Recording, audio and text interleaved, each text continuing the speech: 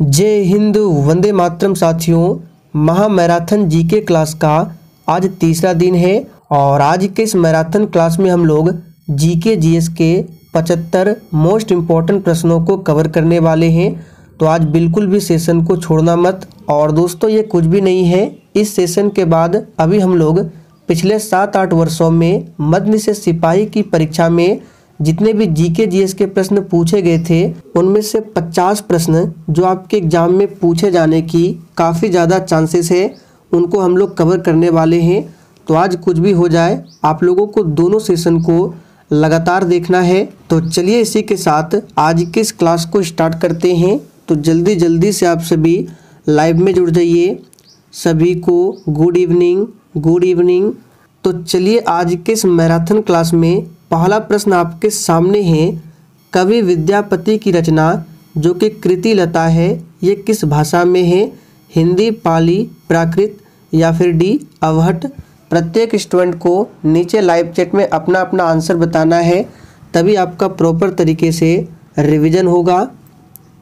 तो चलिए आंसर बताएंगे। ये जो कृति लता है ये किसकी रचना है? तो पहला प्रश्न ये बनता है कवि विद्यापति की। और ये किस भाषा में है? तो यहाँ पर आपको ऑप्शन के अकॉर्डिंग आंसर बताना है। देखिए, ऐसे तो कवि विद्यापति की रचना जो है संस्कृत और अवहट भाषा में है। यहाँ पे कृति लता जो है इसकी भाषा अवहट है। तो डी ऑप्शन जो ही बच्चे दिए हैं उनका बिल्कुल सही जवाब है अवहट। दूसरा प्रश्न है, किस कहानी में लहना सिंह प्रमुख पात्र थे? बिल्कुल शानदार लेवल का प्रश्न है। चलिए आंसर बताएंगे। तो देखिए, इस प्रश्न को हमने आपको पहले भी बताया था। इसका सही आंसर है उसने कहा था। देखिए, उसने कहा था, ये जो कहानी है किसकी कहानी है? तो ये कहानी पंडित चंद्रधर शर्मा गुलेरी की कहानी है। और इस कहानी में प्रमुख पात्र कौन थे? तो लहना सिंह। आगे देखिए, विधान परिषद की न्यूनतम सदस्य संख्या निर्धारित है। चलिए आप सभी तीसरे प्रश्न के लिए आंसर बताएंगे। विधान परिषद की न्यूनतम सदस्य संख्या क्या निर्धारित है? तो यहाँ पर तीसरे प्रश्न का आंसर है 40। तो सी ऑप्शन जो ही बच्चे बता रहे हैं उनका बिल्कुल सही जवाब है। और भारतीय संविधान के अनुच्छेद 171 में, याद रखिएगा, आर्टिकल 171 में विधान परिषद की संरचना का उल्लेख किया गया है। IFSC कोड में कितने अंक होते हैं? चलिए आप सभी चौथे प्रश्न के लिए आंसर बताएंगे। IFSC कोड में कितने अंक होते हैं? तो सबसे पहले आपको ध्यान रखना है IFSC का फुल फॉर्म क्या है? तो इंडियन फाइनेंशियल सिस्टम कोड। और इसमें कितने अंक होते हैं? तो जो ही बच्चे ऑप्शन बी बता रहे हैं उनका बिल्कुल सही जवाब है 11 अंक होते हैं। आगे देखिए, राष्ट्रसंघ कब अस्तित्व में आया था? चलिए 5 के लिए फटाफट से आंसर बताएंगे। राष्ट्रसंघ कब अस्तित्व में आया था? तो देखिए, यहाँ पे संयुक्त राष्ट्र संघ नहीं है, सिर्फ राष्ट्रसंघ है। तो राष्ट्रसंघ अस्तित्व में आया था 10 जनवरी 1920 को। यहाँ पर सी ऑप्शन जो ही बच्चे दिए हैं उनका बिल्कुल सही जवाब है। और राष्ट्रसंघ की जो स्थापना है ये प्रथम विश्व युद्ध के बाद पेरिस शांति सम्मेलन के दौरान किया गया था। तो ये पूछा जाता है राष्ट्रसंघ की स्थापना कब हुई थी? तो 1920 में। और किसके दौरान? तो प्रथम विश्व युद्ध के बाद पेरिस शांति सम्मेलन के दौरान, याद रखेंगे। ClF3 में Cl यानी क्लोरीन की संकरण अवस्था क्या है? चलिए 6 के लिए फटाफट से आंसर बताएंगे। तो इस प्रश्न को आप सभी डायरेक्ट याद कर लीजिए, एग्जाम में पूछा जा सकता है। इसमें क्लोरीन की संकरण अवस्था है sp3d, जो कि सी ऑप्शन में दिया हुआ है। मेरी जेल डायरी इस कृति के लेखक कौन है? चलिए आप सभी 7 के लिए आंसर बताएंगे। और देखिए, आज के इस मैराथन क्लास में हिंदी व्याकरण के भी कुछ प्रश्न रखे गए हैं। तो मेरी जेल डायरी इस कृति के लेखक कौन है? जयप्रकाश नारायण। यहाँ पर डी ऑप्शन जो ही बच्चे दिए हैं बिल्कुल सही जवाब है। जयप्रकाश नारायण ने संपूर्ण क्रांति का नारा दिया था और इनको लोक नायक की उपाधि दी गई है, ध्यान रखना है। पूछा जाता है कमायनी, इसको विनोद कुमार शुक्ल, यहाँ पे शुक्ल होगा, विनोद कुमार शुक्ल को 1999 का साहित्य अकादमी पुरस्कार उनके किस उपन्यास पर मिला था? चलिए 8 के लिए फटाफट से आंसर बताएंगे। तो यहाँ पे आंसर हो जाएगा डी ऑप्शन, दीवार में एक खिड़की रहती थी। इस उपन्यास के लिए 1999 का साहित्य अकादमी पुरस्कार मिला था विनोद कुमार शुक्ल को। भारत में तांबे का तीसरा सर्वाधिक उत्पादक राज्य कौन सा है? अब देखिए यहाँ पे पहला दूसरा नहीं पूछा गया है, डायरेक्ट तीसरा पूछा गया है। तो इस तरह से भी घुमाकर प्रश्न एग्जाम में पूछा जाता है, तो आपको सभी याद रखना है। तो सबसे पहले जान लीजिए भारत में सर्वाधिक तांबा का उत्पादन कहाँ कहाँ होता है? मध्य प्रदेश, राजस्थान, झारखंड, सिक्किम में। लेकिन यहाँ पे तीसरे स्थान पर पूछा गया है, तो आंसर क्या होगा? झारखंड। सी ऑप्शन जो ही बच्चे दिए हैं बिल्कुल सही जवाब है, तीसरा स्थान है झारखंड का। 2011 में भारत के निम्नलिखित पूर्वोत्तर राज्यों में से किसमें महिला साक्षरता दर तुलनात्मक रूप से न्यूनतम है? बिल्कुल 1 नंबर का प्रश्न है, फटाफट से आंसर कीजिए। और देखिए अगर आपको सेशन थोड़ा भी पसंद आता है तो प्लीज़ आप सभी सेशन को दिल से एक बार ज़रूर लाइक कर देंगे और जितना हो सके सेशन को अधिक से अधिक दोस्तों के साथ भी शेयर कर दें। तो चले यहाँ से आपको 3 से 4 प्रश्न बताते हैं, सभी को याद कर लीजिए। तो सबसे पहले यहाँ पे पूछा गया है पूर्वोत्तर राज्यों में, तो पूर्वोत्तर राज्यों में महिला साक्षरता दर तुलनात्मक रूप से न्यूनतम है असम में। तो यहाँ पर ए ऑप्शन जो ही बच्चे दिए हैं बिल्कुल सही जवाब है। अगर आपसे पूछा जाए 2011 के जनगणना के अनुसार भारत की महिला साक्षरता दर क्या है, तो 65.46% है। और 11 के अनुसार भारत में साक्षरता दर सिर्फ पूछे तो 74.04। ध्यान रखिए ये महिला साक्षरता दर है और ये सिर्फ साक्षरता दर है, दोनों याद रखना है। तारे का रंग क्या इंगित करता है? बिल्कुल एग्जाम में पूछा जाने वाला प्रश्न है, फटाफट से आंसर कीजिए। तारे का रंग क्या इंगित करता है? तो यहाँ पर 11वें प्रश्न का आंसर है ताप को इंगित करता है। तारा, सूर्य ये सभी जो है नाभिकीय संलयन के सिद्धांत पर काम करता है। निम्नलिखित कवियों में से सीढ़ियों पर धूप काव्य किसका है? देखिए सीढ़ियों पर धूप, यहाँ से सीढ़ियों पर धूप ये क्या है, किसकी रचना है आपको बताना है।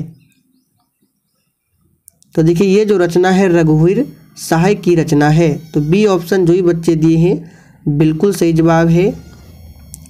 विश्व नगरी शब्द का प्रयोग पहली बार किसने किया था? वेरी इंपॉर्टेंट प्रश्न है, इसको आप सभी मार्क कर लेंगे। विश्व नगरी शब्द का प्रयोग पहली बार किसने किया था? तो यहाँ पर जो ही बच्चे ऑप्शन बी बता रहे हैं बिल्कुल सही जवाब है। जीन गोटमैन ने पहली बार विश्व नगरी शब्द का प्रयोग किया था। भारत की गुट निरपेक्षता की विदेश नीति के जन्मदाता कौन थे? चलिए 14 के लिए फटाफट से आंसर बताएंगे और आज आपको एक भी प्रश्नों को स्किप नहीं करना है, सारे प्रश्न इंपॉर्टेंट है। देखिए भारत की गुट निरपेक्षता विदेश नीति के जन्मदाता कौन थे? तो याद रखिएगा पंडित जवाहरलाल नेहरू। यहाँ पर ए ऑप्शन जो ही बच्चे दिए हैं बिल्कुल सही जवाब है। और गुट निरपेक्ष आंदोलन की स्थापना कब हुई थी? तो 1961 में। याद रखेंगे कहाँ पर? बेलग्रेड में। और इसको शॉर्ट में बोला जाता है नाम, NAM। इसका हेडक्वार्टर भी पूछा जाता है, तो जकार्ता में स्थित है। अतिरिक्त मूल्य का सिद्धांत किसने प्रतिपादित किया था? चलिए 15 के लिए फटाफट से आंसर बताएंगे। और दोस्तों अगर आप लोगों ने इन सभी नोट्स के क्लास को नहीं देखा है तो एग्ज़ाम से पहले आप लोग इन सभी नोट्स के वीडियो को ज़रूर देख लीजिए, इससे आपका प्रॉपर तरीके से रिवीजन होगा और इस नोट्स से आपके एग्ज़ाम में भी प्रश्न पूछे जाएंगे। और सभी वीडियो का लिंक आपको यहाँ ऊपर शो हो रहा होगा, आप लोग क्लिक करके देख सकते हैं, या फिर सभी का लिंक मैं वीडियो के डिस्क्रिप्शन बॉक्स में भी दे दूंगा, आप लोग क्लिक करके देख लेना। तो अतिरिक्त मूल्य का सिद्धांत किसने दिया? तो जो भी बच्चे ऑप्शन डी बता रहे हैं बिल्कुल सही जवाब है कार्ल मार्क्स ने।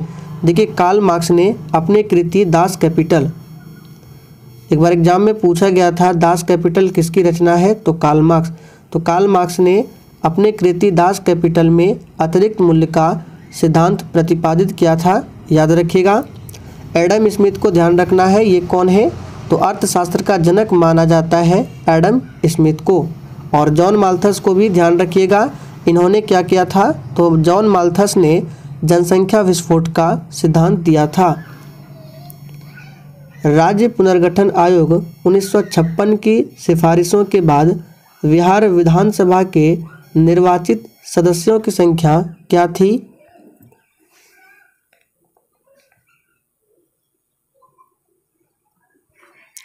तो यहाँ पे आंसर क्या हो जाएगा? 318।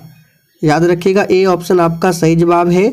और बिहार विधानसभा में झारखंड अलग होने के बाद सदस्यों की संख्या जो है 243 रह गई है। और बिहार में विधान परिषद सदस्यों की संख्या पूछे तो 75 है। और राज्यसभा सीटों की संख्या बिहार में 16 है, लोकसभा सीटों की संख्या 40 है। इन सभी प्रश्न को याद कर लीजिए। निम्नलिखित में से कौन सा एक युग्म सुमेलित नहीं है? यहाँ पे स्थानांतरित कृषि है और संबंधित राज्यों के नाम दिए गए हैं। तो यहाँ पे जो संबंधित नहीं है ये डी है, बेबर। ये बेबर स्थानांतरित कृषि बिहार में नहीं है, ये कहाँ पर है? तो मध्य प्रदेश में है। आयुर्वेद के महान विद्वान जो कि चरक है, किस शासक के काल से संबंधित थे? चलिए आंसर बताएंगे। देखिए एग्जाम में पूछा जाता है चरक संहिता की रचना किसने किया था? तो चरक ने। और ये किसके काल से संबंधित है? तो याद रखिएगा कनिष्क। सी ऑप्शन जो ही बच्चे दिए हैं बिल्कुल सही जवाब है कनिष्क। आगे देखिए, स्कर्वी रोग किस विटामिन की कमी के कारण होता है? बहुत ही सिंपल प्रश्न है, आंसर बताइए। स्कर्वी रोग किस विटामिन की कमी के कारण होता है? तो देखिए पहले भी हमने आपको काफ़ी बार बताया है, विटामिन सी की कमी से होता है। विटामिन ए की कमी से रतौंधी, रासायनिक नाम रेटिनॉल। विटामिन बी की कमी से बेरीबेरी, रासायनिक नाम थायमिन। विटामिन डी की कमी से रिकेट्स, रासायनिक नाम कैल्सीफेरॉल। विटामिन ई पूछा जाता है जनन शक्ति में प्रभावित होना और रासायनिक नाम टोकोफेरॉल। और विटामिन के की कमी से हीमोफीलिया, जिसको बोला जाता है रक्त का थक्का, न जमना, और इसका रासायनिक नाम है फिलोक्विनोन। सभी को ध्यान रखना है। और किस विटामिन में कोबाल्ट पाया जाता है? तो विटामिन B12, जिसका नाम है साइनोकोबालामिन। एक दीक्षांत भाषण नामक रचना के रचयिता कौन है? चलिए आंसर बताएंगे 20 के लिए फटाफट से। एक दीक्षांत भाषण नामक रचना के रचयिता कौन है? तो यहाँ पर आंसर क्या हो जाएगा? बी ऑप्शन हरिशंकर परसाई, याद रखिएगा। और दोस्तों आप लोगों में से जिसने अभी तक टेलीग्राम चैनल को ज्वाइन नहीं किया है तो जाकर ज्वाइन कर लीजिए, क्योंकि मैं सारे क्लास के नोट्स, PDF और जितने भी इम्पोर्टेंट इन्फॉर्मेशन होते हैं मैं वहीं पर शेयर करता हूँ। तो टेलीग्राम का लिंक आपको इसी वीडियो के नीचे डिस्क्रिप्शन बॉक्स में मिल जाएगा। राज्य की उत्पत्ति का सबसे प्राचीन सिद्धांत कौन सा है? वेरी इंपॉर्टेंट प्रश्न है, इस प्रश्न को आप लोग अभी याद कर लीजिए। यह प्रश्न भी 2 से 3 बार रिपीट हुआ है। तो राज्य की उत्पत्ति का सबसे प्राचीन सिद्धांत कौन सा माना जाता है? तो यहाँ पे जो ये बच्चे ए बता रहे हैं उनका बिल्कुल सही जवाब है दैवीय सिद्धांत। आगे देखिए, किस जीवाणु की क्रिया से दूध दही में जम जाता है? चलिए 22 के लिए आंसर बताइए। किस जीवाणु की क्रिया से दूध जो है वो दही में जम जाता है? तो यहाँ पर जो ही बच्चे ऑप्शन बी बता रहे हैं उनका बिल्कुल सही जवाब है लैक्टिक एसिड बैक्टीरिया, याद रखिएगा। एक लकड़ी क्या है? तरल ईंधन है, प्राथमिक ईंधन है, द्वितीयक ईंधन है या फिर डी संसाधित ईंधन है। तो देखिए लकड़ी जो है ये प्राथमिक ईंधन है, तो यहाँ पर बी ऑप्शन आपका सही जवाब है, प्राथमिक ईंधन। पानी का घनत्व कितना होता है? बिल्कुल आपको सोच समझकर आंसर बताना है। पानी का घनत्व कितना होता है? तो इस प्रश्न को भी याद कर लीजिए। पानी का घनत्व होता है 1 ग्राम पर सेंटीमीटर क्यूब। तो देखिए यहाँ पे ए ऑप्शन में दिया हुआ है 1 ग्राम पर सेंटीमीटर क्यूब, याद रखना है। पूंजीवाद में उत्पादित वस्तुओं पर किसका स्वामित्व होता है? चलिए 25 के लिए आप सभी आंसर कीजिए। पूंजीवाद में जो उत्पादित वस्तु है उस पर किसका स्वामित्व होता है? तो याद कर लीजिए ये प्रश्न भी इम्पोर्टेंट है, उस पर व्यक्तिगत स्वामित्व होता है। यहाँ पर बी ऑप्शन जो ही बच्चे दिए हैं बिल्कुल सही जवाब है। और देखिए जो पूंजीवादी अर्थव्यवस्था होते हैं निजी स्वामित्व को बढ़ावा देती है, याद रखिएगा। और पूंजीवादी अर्थव्यवस्था बाजार नियंत्रण अर्थव्यवस्था है, इसे भी ध्यान रखेंगे। निम्नलिखित प्रदेशों में से किसमें जनसंख्या घनत्व द्वितीयक सर्वाधिक है? यहाँ पे ध्यान दीजिए, द्वितीयक सर्वाधिक पूछा जा रहा है। देखिए अगर सर्वाधिक जन घनत्व वाला देश पूछा जाए तो आपको आंसर करना है मोनाको, याद रखिएगा। तो यहाँ पे आंसर क्या होगा? निम्नलिखित प्रदेशों में से किसमें जनसंख्या घनत्व द्वितीयक सर्वाधिक है? तो सही जवाब है यूरोप। डी ऑप्शन जो ही बच्चे दिए हैं बिल्कुल सही जवाब है। और सर्वाधिक घनत्व वाला महादेश पूछा जाए तो एशिया है, और द्वितीयक पूछा जाए तो ये यूरोप है, इसे भी ध्यान रखेंगे। और सर्वाधिक आबादी किस गोलार्ध में निवास करती है? उत्तरी गोलार्ध में। सर्वाधिक व्यक्ति किस महादेश में रहते हैं? एशिया महादेश में। इन सभी फैक्ट को ध्यान रखना है। मैं समाजवाद हूँ और गणतंत्रवादी हूँ, यह कांग्रेस के एक अधिवेशन में अपने अध्यक्षीय भाषण में किसने कहा था? मैं समाजवादी और गणतंत्रवादी हूँ। तो ये कहा गया था 1936 के कांग्रेस अधिवेशन में, जिसकी अध्यक्षता किसने किया था? याद रखिएगा पंडित जवाहरलाल नेहरू ने। तो सही जवाब है ऑप्शन ए, पंडित जवाहरलाल नेहरू ने, ध्यान रखेंगे। प्रकृति में पाई जाने वाली सबसे दुर्बल अन्योन्य क्रिया क्या है? चलिए 28 के लिए फटाफट से आंसर कीजिए। तो ध्यान दीजिए प्रकृति में पाई जाने वाली सबसे दुर्बल अन्योन्य क्रिया गुरुत्वीय बल है। तो सही आंसर है ए ऑप्शन, गुरुत्वीय बल। रसोई में प्रयुक्त किए जाने वाले न चिपकने वाले बर्तनों पर किसकी परत होती है? चलिए 29 के लिए फटाफट से आंसर बताएंगे। इस प्रश्न को हमने आपको पहले भी प्रैक्टिस सेट में बताया था। तो बर्तनों पर जो परत चढ़ी होती है टेफ्लॉन की परत होती है। यहाँ पर ए ऑप्शन आपका सही जवाब है। छायावादी युग के कवि कौन है? चलिए आंसर बताएंगे, ये हिंदी साहित्य के प्रश्न है। तो देखिए छायावादी युग के कवि कौन कौन है, एक बार नाम सुन लीजिए।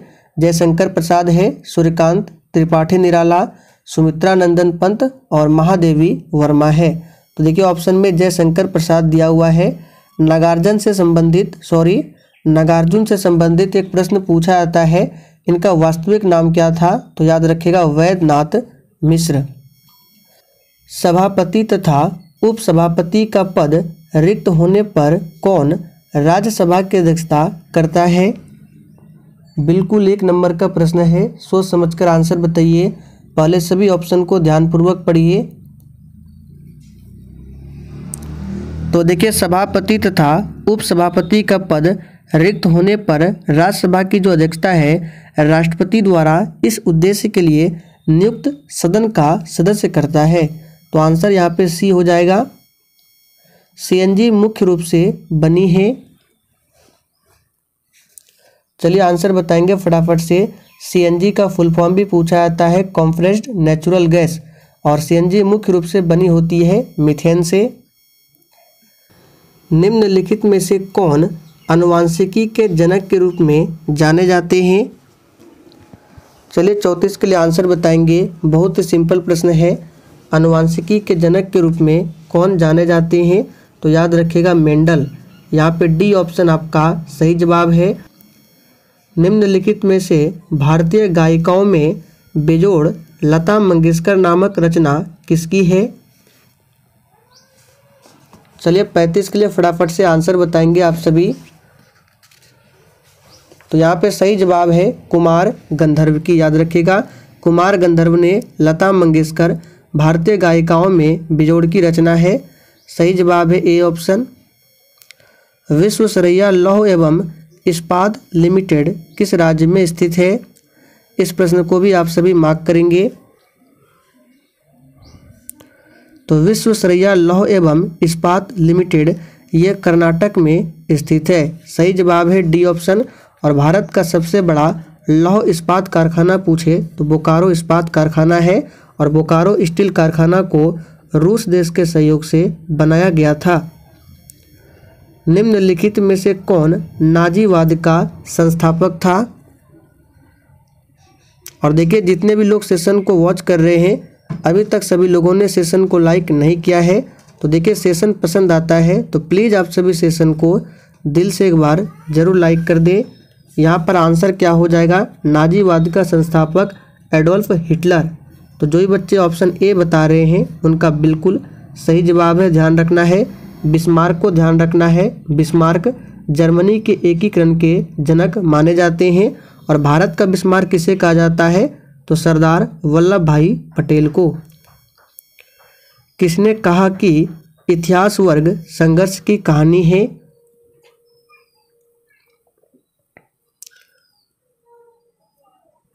तो किसने कहा इतिहास वर्ग संघर्ष की कहानी है?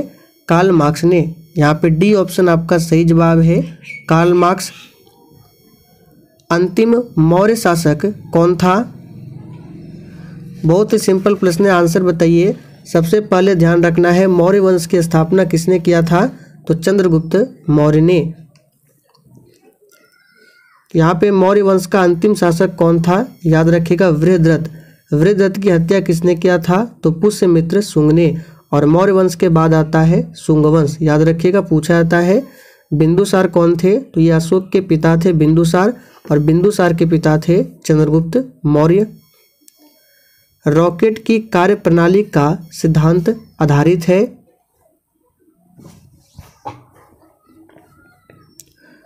तो रॉकेट की कार्यप्रणाली का सिद्धांत किस पर आधारित है?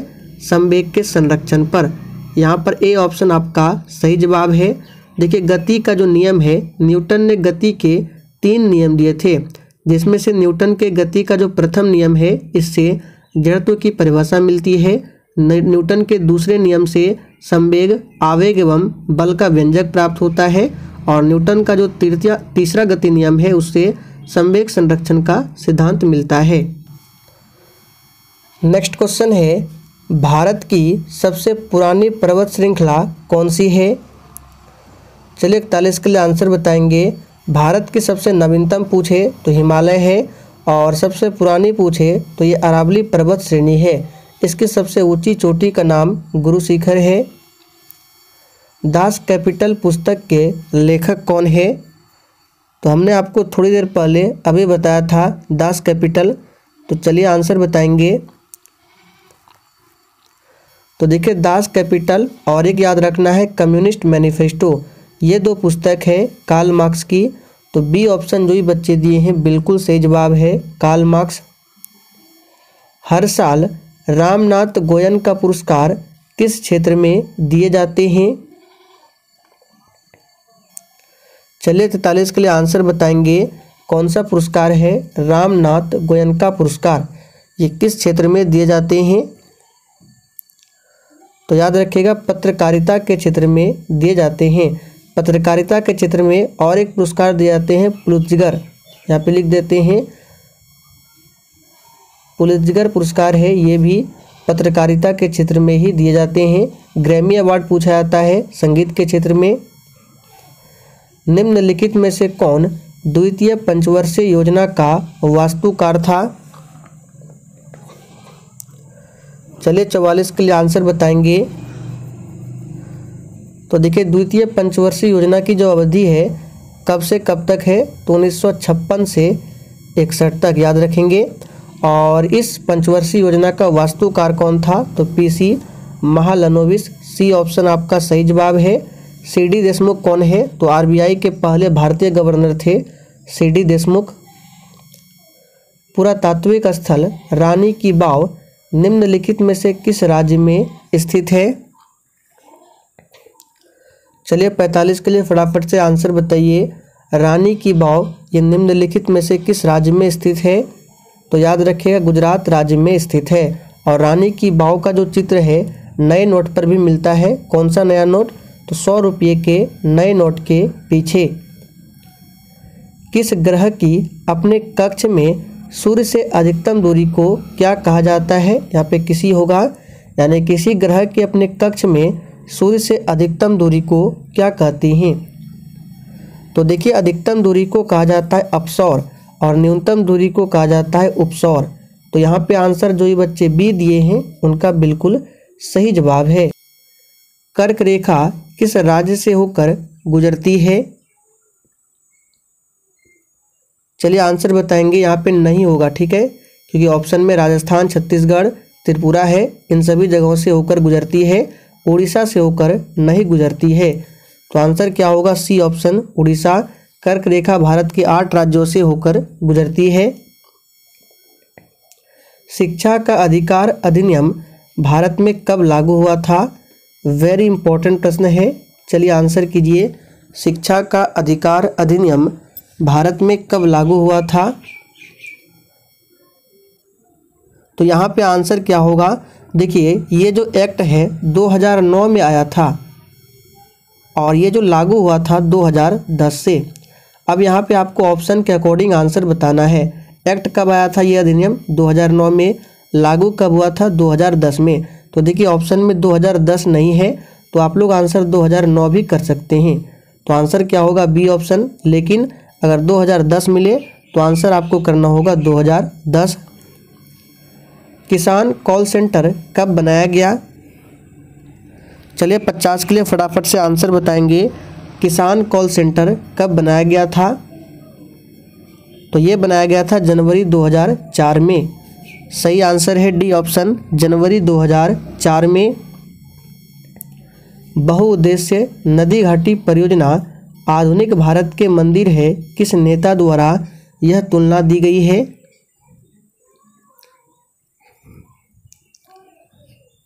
तो बिल्कुल सही आंसर बता रहे हैं पंडित जवाहरलाल नेहरू। भारत में सिलिकॉन घाटी के नाम से कौन सा शहर जाना जाता है। चलिए 52 के लिए फटाफट से आंसर कीजिए। तो देखिए सिलिकॉन वैली के नाम से जाना जाता है कर्नाटक की राजधानी बेंगलुरु। साइलेंट वैली पूछे तो केरल, फूलों की घाटी पूछे उत्तराखंड। इन सभी प्रश्नों को ध्यान रखना है। रामेश्वरम किस राज्य का हिस्सा है।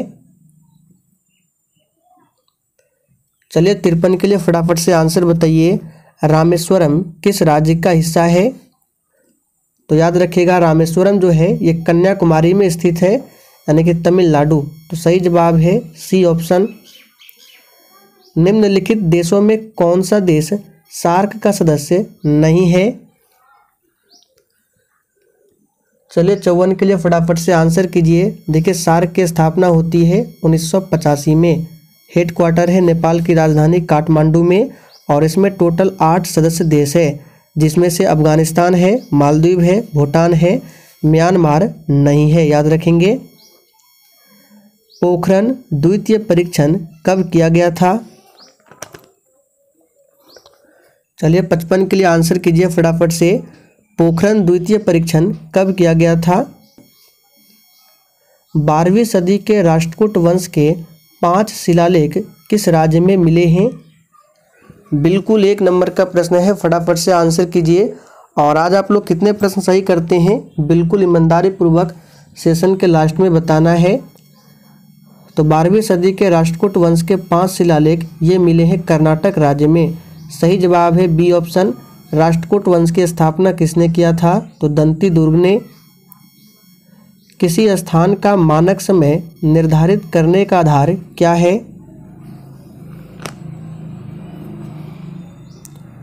तो ध्यान दीजिए, किसी स्थान का मानक समय निर्धारित करने का जो आधार होता है वो देशांतर रेखा है। मलेरिया प्रभावित करता है। चलिए इस प्रश्न को आपके लिए छोड़ रहे हैं, हमने आपको प्रैक्टिस सेट में भी काफ़ी बार बताया है। इसका आंसर आप सभी को नीचे कमेंट बॉक्स में बताना है। प्रश्न संख्या 58 लिखकर आंसर देना है। मलेरिया किससे प्रभावित होता है, यानी किसको प्रभावित करता है? पृथ्वी स्थित है। चलिए आप सभी 59 के लिए आंसर बताएंगे। पृथ्वी किस ग्रह के मध्य स्थित है? तो चलिए इस प्रश्न को आपको डायग्राम की मदद से समझाते हैं। ये हमारा सन, यहाँ पे लिख देते हैं एस फॉर सन। तो सूर्य से सबसे नज़दीक है सबसे पहले बुध। बुध के बाद क्या आता है? शुक्र। शुक्र के बाद क्या आता है? तो बुध, शुक्र, पृथ्वी, फिर मंगल। तो ये है हमारा अर्थ, यहाँ पे लिख देते हैं ई फॉर अर्थ। तो देखिए बुध, शुक्र, पृथ्वी, मंगल। तो देखिए पृथ्वी किसके किसके बीच स्थित है? तो याद रखिएगा ये शुक्र और मंगल के बीच में स्थित है हमारा अर्थ। तो सही जवाब है ए ऑप्शन, याद रखिएगा। और हमारे सौरमंडल में 2 ऐसे ग्रह हैं जिनके पास एक भी उपग्रह नहीं है। कौन है? तो बुध और शुक्र, इसे भी ध्यान रखेंगे। भारत का पहला स्वदेशी युद्धक टैंक कौन सा है?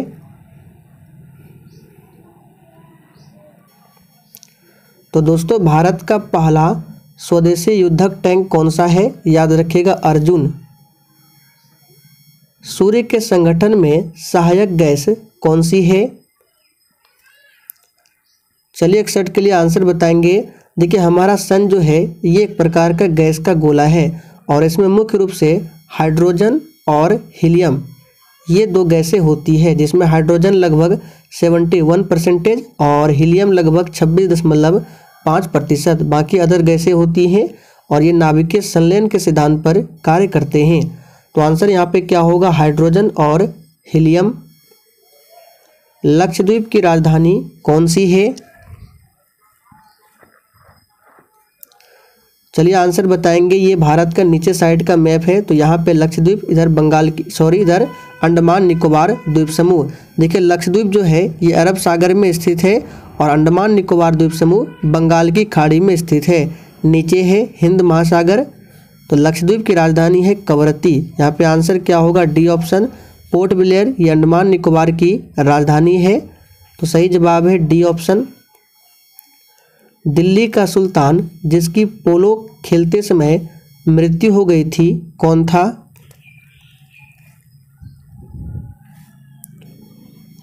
तो दिल्ली का वह सुल्तान कौन था? याद रखिएगा कुतुबुद्दीन ऐबक। इनकी मृत्यु कब होती है? तो 1210 में, याद रखिएगा। और इनको लाख बख्श के नाम से भी जाना जाता है। बिहार के किस जिले में अभ्रक पाया जाता है? चलिए 64 के लिए फटाफट से आंसर बताएंगे। बिहार के किस जिले में अभ्रक पाया जाता है? तो दोस्तों याद रखिएगा नवादा, गया, जमुई, सभी जिलों में। भारत में सबसे बड़ा हिंदू मंदिर कौन सा है? चलिए 65 के लिए आंसर कीजिए। तो ध्यान दीजिए भारत में सबसे बड़ा हिंदू मंदिर कौन सा है? तो श्री रंगनाथ स्वामी मंदिर, जो कि तमिलनाडु में स्थित है। बिहार का क्षेत्रफल कितना है? देखिए इसके साथ में आपको भारत का क्षेत्रफल भी ध्यान रखना है।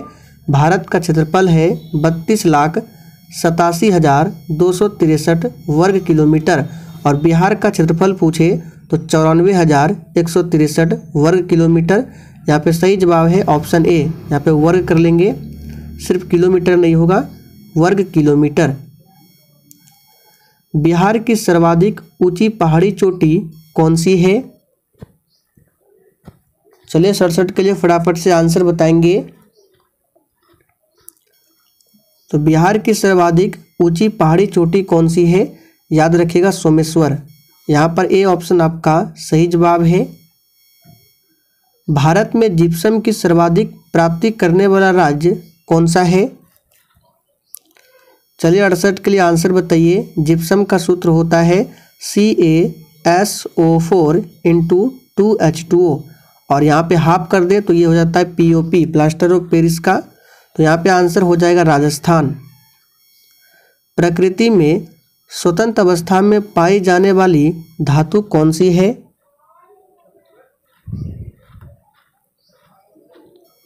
तो प्रकृति में स्वतंत्र अवस्था में पाई जाने वाली धातु ये गोल्ड यानी कि सोना है।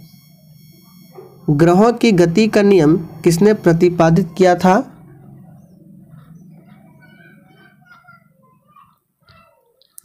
तो ग्रहों की गति का नियम प्रतिपादित किया था केपलर ने। यहाँ पर बी ऑप्शन आपका सही जवाब है, केपलर। विद्युत परिपथ में फ्यूज का कार्य क्या है?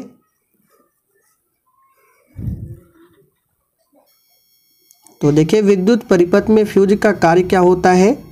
याद रखिएगा, विद्युत परिपथ की रक्षा करना। यहाँ पर बी ऑप्शन आपका सही आंसर है। धोवन सोडा क्या है? एक होता है धोवन सोडा और एक होता है खाने वाला सोडा।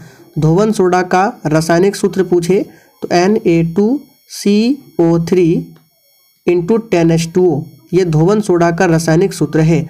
और रासायनिक नाम क्या है? Sodium carbonate. याद रखिएगा, सोडियम कार्बोनेट का सूत्र होता है Na2CO3। धोवन सोडा का सूत्र Na2CO3 इंटू 10H2O। और सोडियम बाइकार्बोनेट जो है ये खाने वाला सोडा है, इसका सूत्र होता है NaHCO3, ये सोडियम बाइकार्बोनेट।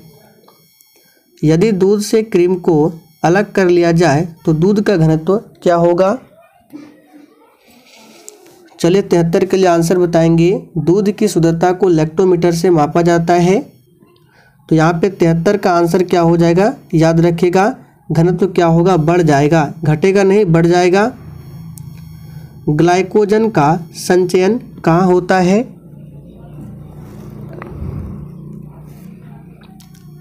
तो दोस्तों ध्यान दीजिए, ग्लाइकोजन का संचयन होता है कहाँ?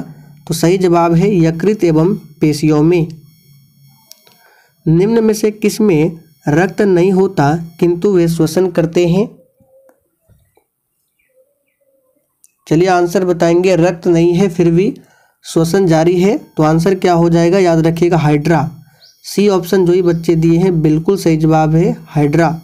तो चलिए दोस्तों आज के लिए इतना ही। अगर आपको ये सेशन थोड़ा भी पसंद आया हो दिल से एक बार जरूर लाइक करेंगे और सेशन को दोस्तों के साथ जरूर शेयर करेंगे।